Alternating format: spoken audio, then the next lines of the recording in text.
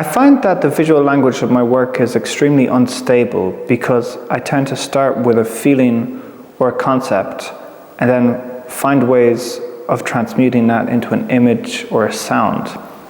So it really can change according to which medium is holding that idea. I think we see that tension in this show where we have a character who appears quite playful on the walls around us here, and then quite disturbing and dark when manifested as a 3D object. I do a lot of workshops with children, and I think the fact that they're so concerned with expression over realism inspired these drawings, the kind of boldness of them. Also the chaotic, frenzied and maximalist nature of them recalls the likes of Hieronymus Bosch or Bruegel, or the paintings of Robin O'Neill, where she has thousands of men who look like Heaven's Gate members in these tracksuits,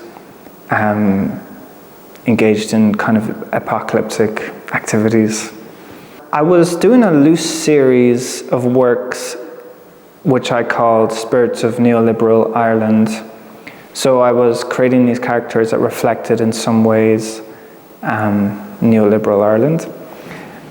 And with this character, I was looking at the idea of transformation. I tend to transform my own body during performances via costume and movement.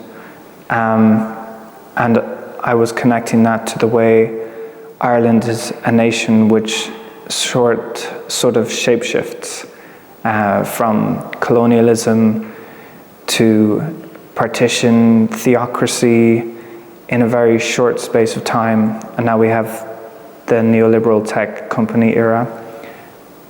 As well, I was thinking about my own body as being a site of transformation through chronic illness. I have ankylosing spondylitis, a form of arthritis, which can cause swelling, flare-ups, and eventually cause the spine to fuse. So connecting this kind of personal mutation with a societal one really was the starting point for this show. I think bringing my own experience into the practice came with chronic illness. It was during the COVID-19 lockdown. I was on immunosuppressants, so I couldn't see anybody. So a lot of the wider frameworks from which I drew identity and meaning, being my university, my friends' work, were taken away from me, and so I was sort of decontextualized. Around that time, I felt I had to look internally rather than externally to try and understand myself.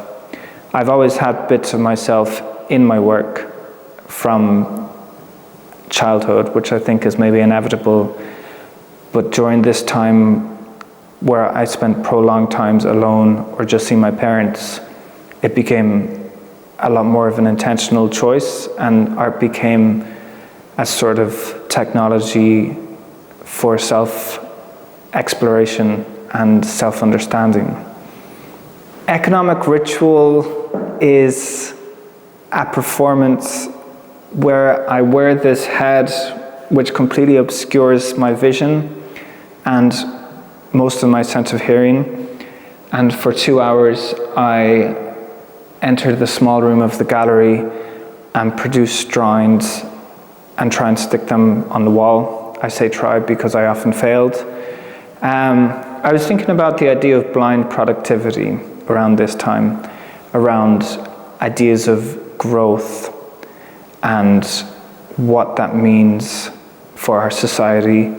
I read a quote in an article recently saying that £1 million of tear gas is measured the same in economic terms, in terms of GDP, as £1 million of public health care. And so thinking about this preoccupation with productivity and where that leads us to. It's also a sort of performance of my own illness, I suppose. There's a certain amount of masking you have to do with a chronic illness to minimize your own pain. And doing these sort of performances is almost indulging oneself in expressing that pain to a public audience. Particularly my first performance, which was in Catalyst Arts. My first performance was this character where I held up an exercise ball until the point of collapse, which was about 40 minutes, I think, which was around the time that the UK government was stripping disability allowance from people, reducing the amount of allowance and who can get it. I think that the characters are almost a form of masking.